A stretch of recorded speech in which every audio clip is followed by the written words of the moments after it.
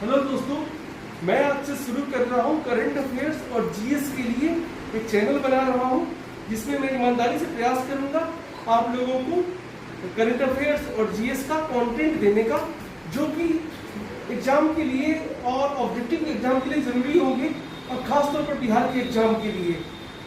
इसका पर्पस है मैं आप लोगों को अच्छे से अच्छा कंटेंट अवेलेबल कराऊँ और ईमानदारी से प्रयास करूँ, और आगे भी अगर अच्छा रिस्पॉन्स आता है तो मैं और विषयों पर भी आप लोगों को जानकारी उपलब्ध कराने की कोशिश करूंगा, खासतौर पर हिस्ट्री और बायोलॉजी का।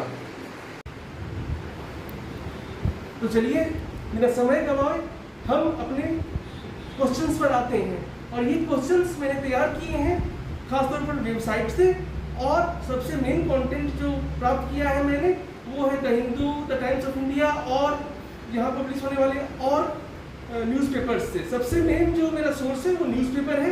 इसके अलावा मैंने वेबसाइट पर जाकर ऑथेंटिक चीज़ों को प्राप्त करने का प्रयास किया है। तो चलिए आज का जो पहला क्वेश्चन है वो है, हाल ही में किस देश में खदान से प्राप्त दूसरा सबसे बड़ा हीरा डायमंड मिला है? तो इसका जो सही आंसर है वो है बोत्सवाना। बोत्सवाना में अब तक का खदान से प्राप्त सबसे बड़ा हीरा मिला है। तो अब सवाल उठता है कि सबसे बड़ा हीरा कौन है, और इस हीरे को मिलने के कारण दो चीजें लाइट में आई है। पहला, ये जो देश है बोत्सवाना, और दूसरा जो सबसे बड़ा हीरा अब तक मिला है वो। तो पहले इस हीरे के बारे में बता दें तो मुझे किसी भी सोर्स से इस हीरे का नाम नहीं मिला है, और न्यूज़पेपर में भी कहा गया है कि अननेम्ड डायमंड। तो अभी डायमंड जो है अननेम्ड है, ये 2492 कैरेट का है, 2492 कैरेट, और इसे एक कैनेडियन कंपनी जिसका नाम है लुकारा डायमंड कॉर्प ने खोजा है। इसका जो कैनेडियन कंपनी है उसका नाम है लुकारा डायमंड कॉर्प। और तीसरा ये कहां से मिला है? तो बोत्सवाना की कारोवे डायमंड माइन में, बोत्सवाना के कारोवे डायमंड माइन में मिला है। ये जो है, तो इसमें दो जो है वो कंटेंट जो है इंपॉर्टेंट है। इस हीरे, ये हीरा कितने कैरेट का है? तो 2492 कैरेट का, और कहाँ मिला है? तो कारोवे डायमंड माइन में। तो दोस्तों अभी तक हम लोगों ने जाना कि दुनिया का दूसरा सबसे बड़ा हीरा जो खदान से मिला है, माइनिंग, वो बोत्सवाना में हाल ही में मिला है, जो 2492 कैरेट का है, और कारोवे डायमंड माइन से मिला है। इसे कनाडा की लुकारा डायमंड कॉर्पोरेशन ने एक्सरे टेक्नोलॉजी के द्वारा खोजा है, और ये लगभग ½ kg का है। तो अब दो चीजें अब फोकस में आई हैं इस डायमंड के मिलने के बाद। पहला है बोत्सवाना, और दूसरा है वर्ल्ड का सबसे बड़ा हीरा कौन सा है जो खदान से मिला है। तो वर्ल्ड का जो सबसे बड़ा हीरा खदान से मिला है वो है कलिंगन, जो साउथ अफ्रीका में 1905 में मिला था। और जहां तक बोत्सवाना देश का बात है तो ये अफ्रीका में है, इसकी राजधानी गबारोनी है, और ये जो देश है वो अपने हाथियों के लिए प्रसिद्ध है। दुनिया में सबसे अधिक हाथी बोत्सवाना में ही पाए जाते हैं, और यहाँ का जो ओकावांगो डेल्टा है जो कालाहारी मरुस्थल के बीच में एक मार्सी जो है दलदली इलाका है, और ये वर्ल्ड यूनेस्को का वर्ल्ड हेरिटेज साइट भी है। ओके, तो आइए अब हम लोग एक बार बोत्सवाना देश के बारे में थोड़ी जानकारी प्राप्त कर लेते हैं।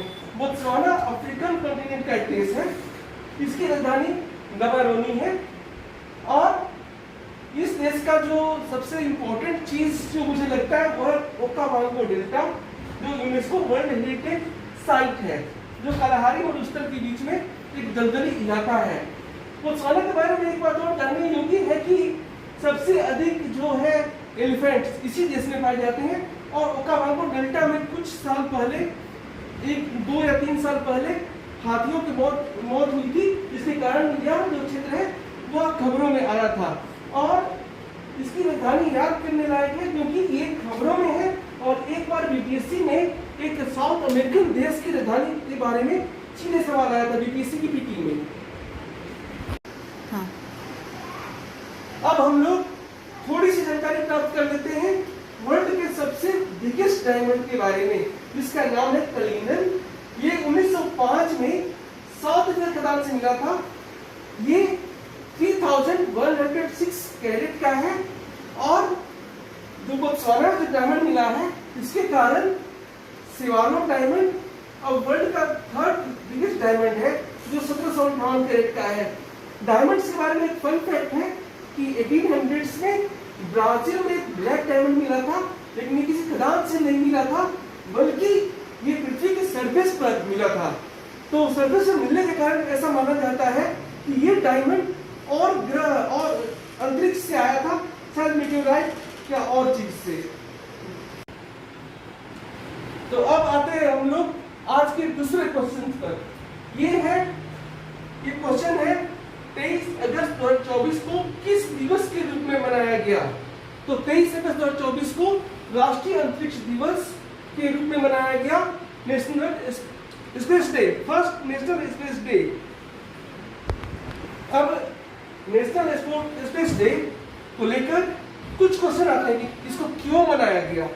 तो इसको इसलिए मनाया गया क्योंकि 23 अगस्त 2023 को चंद्रयान 3 ने इसी तारीख 23 अगस्त को चंद्रमा पर लैंडिंग की थी, और भारत ऐसा करने वाला वर्ल्ड का 4th नेशन बन गया था।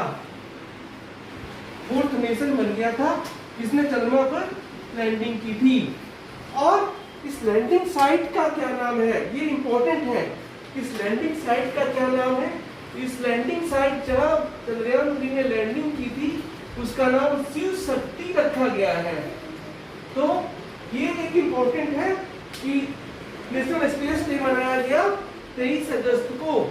23 अगस्त को मनाया गया क्योंकि 23 अगस्त 2023 को भारत की चंद्रयान 3 ने मून पर लैंडिंग की थी, और ऐसा करने वाला इंडिया वर्ल्ड का 4th नेशन बन गया था। जो लैंडिंग साइट है वो इंपॉर्टेंट है, उसका नाम है शिव शक्ति लैंडिंग साइट, ये इंपॉर्टेंट है। स्पेस डे को लेके जो सबसे इंपॉर्टेंट चीज, जो सबसे इंपॉर्टेंट कंटेंट मुझे लगता है वो है इसका थीम, जो एग्जाम में आ सकता है। तो इसका थीम था touching lives while touching the moon, India's space saga. तो थीम एक बार और सुन लीजिए, touching lives while touching the moon, India's space saga. इसका हिंदी में है चंद्रमा को छूते हुए अंतरिक्ष को छूना, भारत की अंतरिक्ष गाथा। चंद्रमा को छूते हुए अंतरिक्ष को छूना, भारत की अंतरिक्ष गाथा। इसका थीम है, लैंडिंग साइट है का नाम दिया गया शिव शक्ति, और पहला राष्ट्रीय अंतरिक्ष दिवस मनाया गया 23 अगस्त 2024 को। अब आज का तीसरा क्वेश्चन है, भारत के नीरज चोपड़ा ने लुसाने डायमंड लीग में कौन सा स्थान प्राप्त किया? इसका उत्तर है दूसरा। उन्होंने लुसाने डायमंड लीग में 89.49 मीटर तक भाला फेंककर दूसरा स्थान प्राप्त किया। इस प्रतियोगिता में पहले स्थान पर रहे ग्रेनेडा देश के एंडरसन पीटर्स, जिन्होंने 90.61 मीटर तक भाला फेंका। इस बारे में तो हम लोग को जानना चाहिए कि ओलंपिक में भी नीरज चोपड़ा ने दूसरा ही स्थान प्राप्त किया था। वहां पर उन्होंने 89.45 मीटर का भाला फेंका था। मतलब लुसाने में उन्होंने ओलंपिक से 0.04 मीटर ज्यादा फेंका, और इस लुसाने में दूसरा स्थान प्राप्त करने के साथ ही उन्होंने 14 सितंबर को ब्रुसेल्स में होने वाले डायमंड लीग फाइनल के लिए क्वालिफाई कर लिया। आज का जो 4th क्वेश्चन है वो बिहार से रिलेटेड है, और मेरा जो फोकस रहेगा एग्जाम का वो बिहार पर ही विशेष तौर पर रहेगा। तो जो फोर्थ क्वेश्चन है वो है बिहार पुलिस ने पुलिस पदाधिकारियों एवं कर्मियों को बीमा का लाभ देने के लिए किस बैंक के साथ समझौता किया है। फिर से एक बार क्वेश्चन पढ़ देता हूँ। बिहार पुलिस ने पुलिस पदाधिकारियों एवं कर्मियों को बीमा का लाभ देने के लिए किस बैंक के साथ समझौता किया है। तो आंसर है bank of Baroda. Bihar police ने बैंक ऑफ बड़ौदा के साथ एक एमओयू साइन किया है, मेमोरेंडम ऑफ अंडरस्टैंडिंग, जिसके तहत बिहार पुलिस के पुलिस अधिकारी कर्मियों को बीमा का लाभ दिया जाएगा। इस बीमा के तहत कर्तव्य के दौरान मृत्यु हो जाने पर जो उसके नेक्स्ट ऑफ कीन है या परिवार के सदस्य उन लोगों को 2 करोड़ रुपया, कर्तव्य के दौरान अगर विकलांगता आती है तो 1.5 करोड़ रुपया, और यदि प्राकृतिक मौत और आत्महत्या का मामला सामने आता है तो 20 लाख रुपया दिया जाएगा। इस बीमा का लाभ लेने के लिए जो पुलिस पदाधिकारी कर्मी है उनका बैंक खाता बैंक ऑफ बड़ौदा में होना चाहिए, और आत्महत्या के मामले में कम से कम 12 महीने तक उनका वेतन निकासी होना चाहिए, मतलब 12 महीना उनका सर्विस होना चाहिए। तो इसमें सबसे इम्पोर्टेंट जो है बैंक ऑफ बड़ौदा के साथ बिहार पुलिस ने एक एमओयू साइन किया है, इसके तहत बिहार पुलिस के पदाधिकारी एवं कर्मियों को बीमा का लाभ दिया जाएगा। आज का 5th क्वेश्चन है लेकेम्बी, LEQUMBI, लेकेम्बी दवा का उपयोग किस रोग के विरुद्ध किया जाता है। तो इसका उत्तर है लेकेम्बी दवा का उपयोग अल्जाइमर रोग के विरुद्ध किया जाता है। लेकिन यहाँ यह जानने वाला बात है कि अल्जाइमर रोग के को ये समाप्त नहीं करता है, ये अल्जाइमर रोग का जो डेवलपमेंट है, जो प्रगति है, उसको धीमा करता है। और लेकेम्बी हाल में चर्चा में इसलिए था क्योंकि ब्रिटेन का जो ड्रग रेगुलेटर एजेंसी है, ब्रिटेन ड्रग रेगुलेटर, उसने इसे ऑथराइज किया है। और इससे पहले यूएस FDA और जापान के ड्रग रेगुलेटर द्वारा ये पहले ही ऑथराइज हो चुका है। अल्जाइमर रोग जो है वो तंत्रिका तंत्र का रोग है जो खास तौर पर 65 वर्ष के बाद होता है, और यह तंत्रिका तंत्र के जो कोशिकाएं हैं, मस्तिष्क की जो कोशिकाएं हैं, उसको नष्ट करता है। इसके कारण आदमी की स्मरण शक्ति क्षीण होती है, उसको निर्णय लेने की क्षमता कम हो जाती है, और वो बातचीत में भी आगे के स्टेज में उनको प्रॉब्लम होता है। तो क्वेश्चन जो है लेकेम्बी दवा का उपयोग किस रोग के विरुद्ध होता है। तो लेकेम्बी दवा का उपयोग अल्जाइमर रोग के प्रगति को धीमा करने में होता है। अल्जाइमर रोग को खत्म नहीं करता है, इसके प्रगति को धीमा करता है। आज का 6th क्वेश्चन है भारत की खिलाड़ी अर्चना कामत ने अपना पढ़ाई जारी रखने के लिए संन्यास की घोषणा की है। वे किस खेल से संबंधित रही हैं। इसका आंसर है टेबल टेनिस। अर्चना कामत टेबल टेनिस की खिलाड़ी हैं जिन्होंने अपनी पढ़ाई जारी रखने के लिए संन्यास की घोषणा की है। ये मात्र 24 साल की हैं और इंडिया के ओलंपिक टीम का हिस्सा रही हैं। टेबल टेनिस महिला ओलंपिक टीम का हिस्सा रही हैं जो पेरिस ओलंपिक में भाग लिया था और क्वार्टर फाइनल तक पहुंची थी। तो क्वार्टर फाइनल में इंडिया को जर्मनी से हार मिली थी, लेकिन अर्चना कामत ने अपने सिंगल्स का मैच जीता था। हो गया। आज का 7th क्वेश्चन है इंग्लैंड के किस काउंटी टीम ने भारतीय बल्लेबाज चेतेश्वर पुजारा के साथ अपना करार खत्म किया है। किस काउंटी टीम ने भारतीय बल्लेबाज चेतेश्वर पुजारा के साथ अपना करार खत्म किया है। आंसर है ससेक्स। ससेक्स काउंटी टीम ने 3 सीजन पुराने लगातार 3 सीजन के बाद चेतेश्वर पुजारा के साथ अपना करार खत्म किया है। हालांकि चेतेश्वर पुजारा का टीम ससेक्स टीम का बहुत अच्छा रहा है, उन्होंने इसके लिए ढेरों रन बनाए और इस टीम की कप्तानी भी की है। लेकिन इस बार काउंटी टीम ने ऑस्ट्रेलिया के डैनियल ह्यूज को चेतेश्वर पुजारा के ऊपर प्राथमिकता दी है।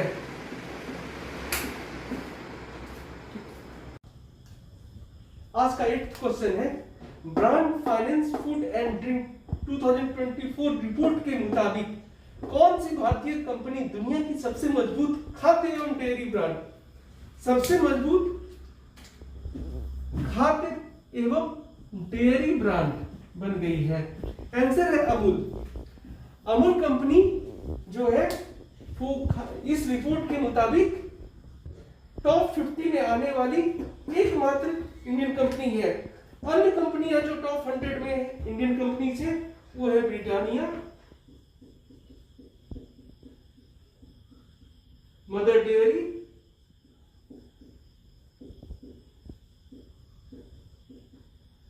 और नंदिनी। तो brand finance food and drink 2024 report के मुताबिक अमूल जो भारतीय कंपनी है दुनिया की सबसे मजबूत खाद्य एवं डेयरी ब्रांड बन गई है, जो टॉप 50 में आने वाली एकमात्र इंडियन कंपनी है। अन्य भारतीय कंपनियां जो टॉप 100 में है, टॉप 50 में नहीं है, 50 के बाद 100 में है, वे हैं ब्रिटानिया, मदर डेयरी और नंदिनी। इसके अनुसार, इस रिपोर्ट के अनुसार अमूल को ब्रांड स्ट्रेंथ इंडेक्स में 100 में से 91 रेटिंग दी गई है और इसे AAA प्लस 100 में से 99 अंक दिया गया है और AAA रेटिंग दी गई है। तो दोस्तों आज के लिए बस इतना ही। 8 क्वेश्चन है जो मुझे न्यूज़पेपर से अच्छा लगे और इसे मैंने वेबसाइट और अन्य सोर्स से इसके ऑथेंटिकेशन को जांचा। मेरा सोर्स था times of India, the Hindu और हिंदुस्तान न्यूज़पेपर। और एक बात जो सबसे इंपॉर्टेंट मैं कहना चाहता हूं कि मेरा जो कंटेंट है या YouTube है या आपके सेल्फ स्टडी का विकल्प नहीं है, आप खुद से भी पढ़िए। ये हम लोगों की तरफ से प्रयास है, एक सहायता है, लेकिन सबसे इंपॉर्टेंट जो है आपका सेल्फ स्टडी है। आप भी न्यूज़पेपर पढ़िए और मंथली मैगजीन जैसे प्रतिवेदन या क्रॉनिकल को भी इग्नोर मत कीजिए। इसी के साथ ही ये मेरा पहला वीडियो था, पहला प्रयास था। आगे क्वेश्चंस की संख्या अगर अच्छा रिस्पॉन्स आता है तो बढ़ाया जाएगा, अन्य विषयों पर भी वीडियो बनाए जाएंगे। और अगर कुछ आप लोगों का सुझाव है या हो सकता है कुछ मेरे तरफ से डाटा में या कुछ और में गलती हो, तो इस तरफ आपका ध्यान अपेक्षित है।